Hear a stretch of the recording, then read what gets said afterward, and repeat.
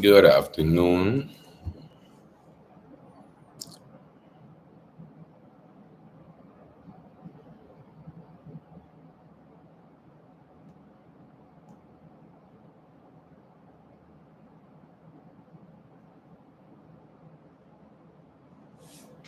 Gonna wait for some people to log in.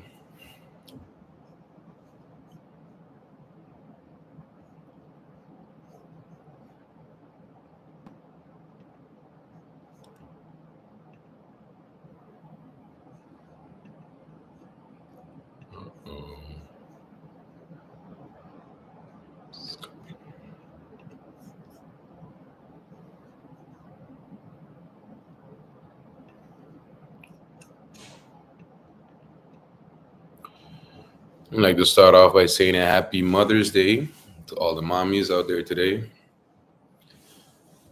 I'm seeing posts left and right on Facebook. I'm loving it. And a special happy Mother's Day to my mom, Tita Ina. Hope you guys have something planned for the mommies today, whether it's a little dinner or a little flower, you know, it's a thought that counts.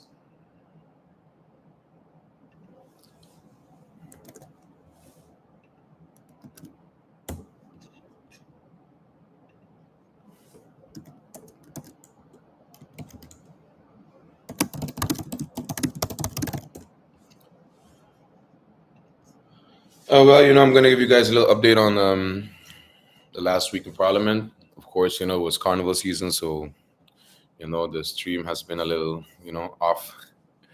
I have myself to blame for that, but I did have a very good carnival season. I participated in the Juve. I was in a parade twice. I was in a village almost every night, so that was fun. And now it's back to work.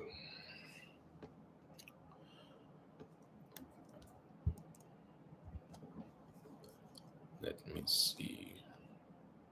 Oh, a happy belated goes to Minister Patrice Gomes, who made birthday this week. And I'm supposed to see him in Parliament this upcoming week, so that should be fun. Nice birthday gift. All right, so I'm not going to take too much of everybody's time today because, like I said, it is Mother's Day, and I'm sure everybody has plans. Everybody's trying to go to the beach, everybody's trying to do something with mommy, Sunday fun day. Just a quick recap on this last week in Parliament, which was after a while, Carnival. This was actually like one of the first full weeks that we had. I think next week is also, we have a couple of meetings planned. Last week, what did we have? We started off Monday with the update by the Minister of Theat, Ms. Grisha Helga Martin. And it was, concerning agriculture, a very big topic that has been discussed many times in Parliament in the last couple months, actually. And she presented to us the policy on agriculture, livestock, and fisheries from the Ministry of Theat. I believe this policy stems from September 2024, so that's last year. It was a very extensive policy, about 40 something pages, and it was nice to hear that we are getting some traction when it comes to agriculture development in St. Martin. Of course, it's been put in the back seat for many years, up to now, I would say, and only now that we establish a committee for agriculture, in which the minister did come to give her update. So it's nice to see that the committees are actually functioning, doing what they should be doing as well. In regards to the policy, I actually wanted to grab the policy and just, give the conclusion of said policy because I think that it's important to see, where the ministry is at the moment. Trying to see if I can get the document open.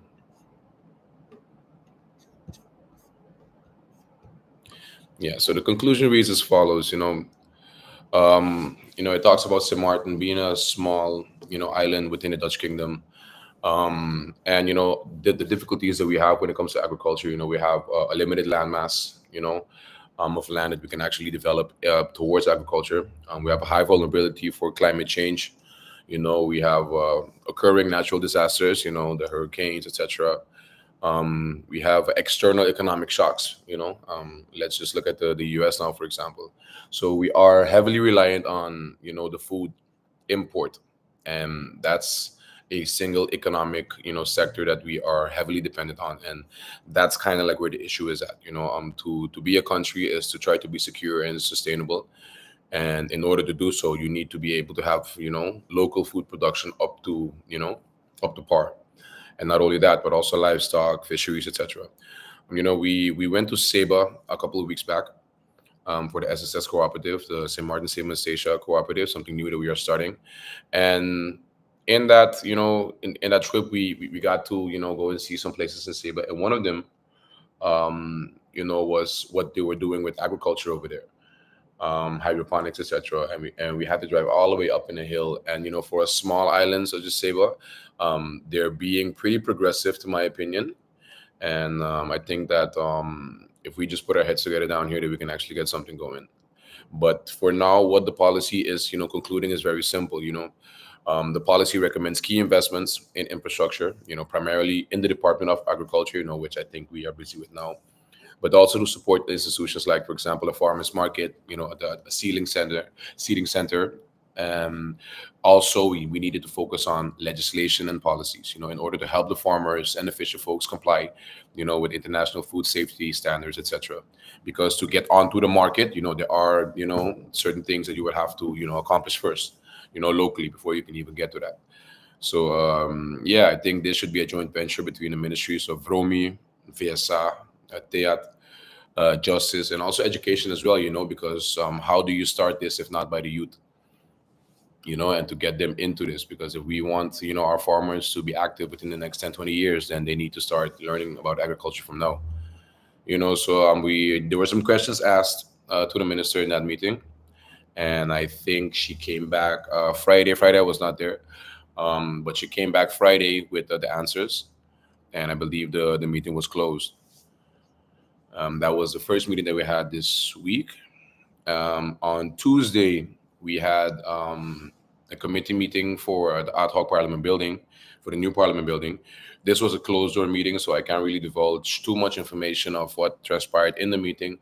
But what I can say is that there have been talks about where the new Parliament building should go. We've heard rumors about it being where the post office was, rumors about it being where the old government building was. There have been talks about the TLM building, being bought and transformed into what would be the Parliament building, to be close to government building as well. I think that at the moment there needs to be some sort of consensus, not only through Parliament, because I think in Parliament we are pretty much on the same page when I look at the coalition and opposition, but it needs to be in cohesion with the government. Because by the end of the day, although it is a new Parliament building, and we do have a lot to say when it comes to it, the execution of it will have to happen by government. So that's a plan of communication that I'll keep everybody updated on. But again, nice to see that one of the new committees is active in its roles, because you didn't get that a lot last term. Then I move on to Wednesday. Um, Wednesday, they had two meetings. The first CC was concerning the trade show, agroalimentaria trade show in Santo Domingo, and the other one was for the Parlamericas in Uruguay, Montevideo. I think that I'm part of that delegation to go to Uruguay, and so I'm looking forward to that. I think the dates are May 25th, I believe. I think it's in that week that the conference is going to be held. So, yep, that was for Wednesday. And then Wednesday, after that meeting, we had a meeting with the Ministry of ESA. And, with the Ministry of ESA at the moment, I'm just observing, I would say. The minister received a lot of questions, the questions that were not really on topic, because it was mostly about mental health care, but then it kind of went over, and it became a little political, to my opinion. I did not have any questions for the minister at that time, and I think that the minister is to be coming back with the answers. So yeah, let's see how that one goes. And then on Wednesday again, we had the meeting with the Minister of Justice, and that was concerning the national decrees and the payments for the justice workers. Um, yeah, this meeting was a little bit. I would say I had a weird feeling in this meeting because it to me again it became political.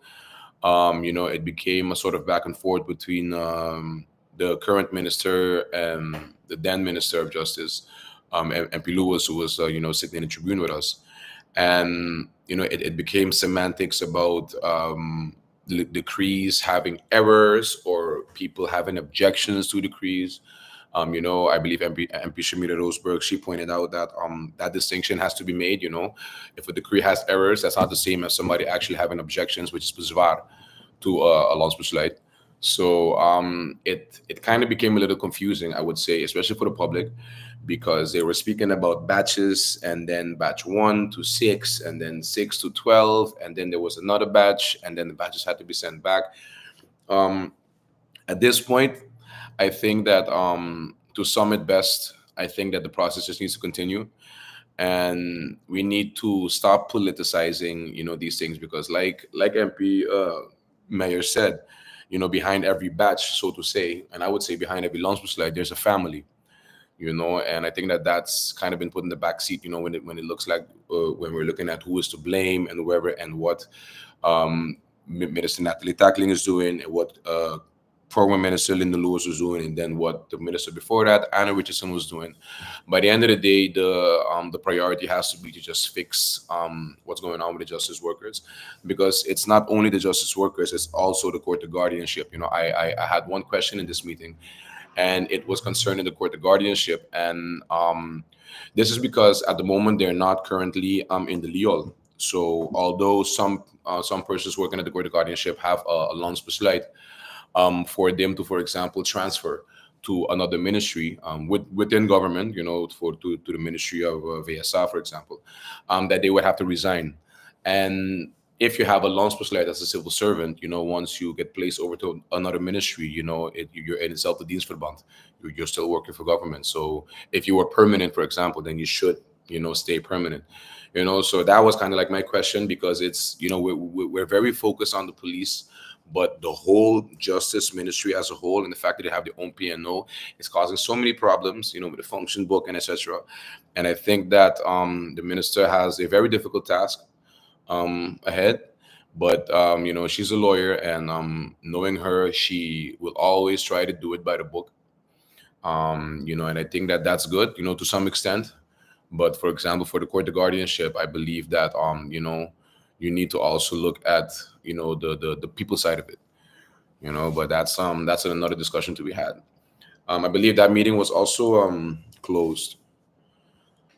And then on Thursday, we had the update from the Minister of Finance on the technical issues delaying the ratification and the publication of the budget. Now, this has been an issue for a while. We still have not, we don't have an approved budget for 2025, although we did, as Parliament, approve a budget with amendments, a couple of months back.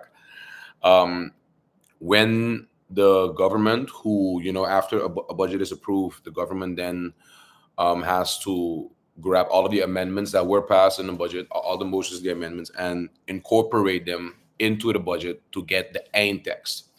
And when you have that set end text, is when you send it up to the governor for ratification. Within that process, something, to my opinion, went wrong, up to the point where the JZTV and the Raad van Advies had, to my opinion, I would say, interesting opinions on the budget itself. And it became an issue where the recommendation was that we had to start the budget process again, etc. And then there was a whole debacle of MP Ardwell, Irian, talking about a novelle being presented. A lot of technical stuff, but by the end of the day, I believe that it's important for us to understand that the legal basis for government to act is the budget. So regardless if it's opposition saying it or coalition saying it, a government is not supposed to function without a budget. And of course, in in the situation where you don't have a budget, then the budget from last year is used. But if we are looking at 2025, I believe that it's imperative for us to not only get the budget on time as Parliament, but also pass it, and also look at the timeline, because according to the law, in September we have to pass also the 2026 budget. So while we're deliberating these technical issues, I believe that we're actually putting the actual issue in the back seat. And of course, I understand it was Carnival, but I think it's time to just bring it to Parliament and let's discuss it. And MP Otley said it, and I have to respect him for it. Not because the opposition voted for the budget a couple months back means that they will vote for the budget this time around, and that's their prerogative. Although, to my opinion, it is the exact same budget with the amendments that the MPs, including opposition MPs, asked to be incorporated into the budget. So that's actually the budget that we are getting presented to us now, in a couple of weeks, hopefully. That's just the last budget with the technical issues and the amendments incorporated into it. Now, of course, a lot of questions to the Minister of Finance in regards to the spending that has been happening throughout the last couple of months, and is that a fair reflection on the budget? Given that the fact that we passed it a couple of months back. Fair questions from the MPs, and I await the minister's answers to it. But I myself did not have any questions for the minister in this meeting, because I wanted to save my questions for the actual budget meeting, because and I spoke to the MPs behind the scenes as well. There is no point in us deliberating this meeting, this urgent meeting, because this meeting was requested, I think, in February, right after we already had passed the budget. So to have it now in May, kind of is redundant, because within a week or two, the actual meeting for the budget needs to be held. And I would say, if you have anything to say, then save it for then. But let's get the people's business going. So waiting on that, and curious to see when the convocation is going to come for the actual budget to be handled, which is going to be soon. So get ready for that. A couple of neat nights again. And yes, then on Friday, the Minister of Tayad came back with the answers for the questions that she received in regards to agriculture, and I believe the meeting was closed. That was in short, the last meeting week in Parliament. We received our convocations for next week, and I believe, let me see what the schedule is saying. Monday, there's Presidium at 10 a.m. That's between the chairpersons. And then 2 o'clock on Monday, we have a Central Committee meeting. It's on the report on eighth gathering of the Parliamentary Network on Climate Change and Sustainability, and the 16th gathering of the Parliamentary Network for Gender Equality, and the XI meeting of the Inter-Parliamentary Commission on Women's Rights and Gender Equality on the FOPREL in San Jose, Costa Rica. That was at last year. So I think the CC on the report on that meeting is what we're going to have. And then Tuesday, we have a continuation with one of my favorite ministers, the Minister of Romy. And this is regarding this actually the continuation of the public meeting that we had. The minister received questions for round 2, and I believe he's coming back with the answers this week, Tuesday. So looking forward to that.